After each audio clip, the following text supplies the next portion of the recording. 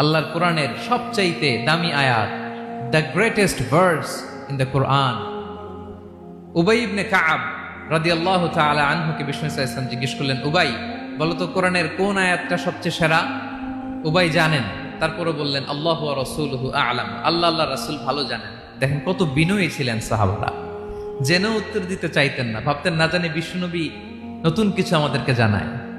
বিশ্বনবী আবার বললেন, তুমি কি জানো কোরআনের সবচেয়ে শ্রেষ্ঠ আয়াত কোনটা?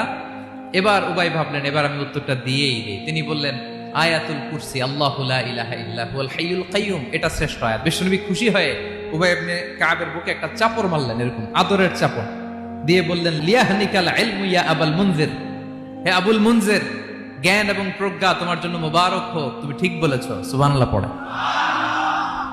তাহলে এই প্রথম ইনফরমেশনটা আজকে জানলাম, কোরআনের সর্বশ্রেষ্ঠ আয়াতের নাম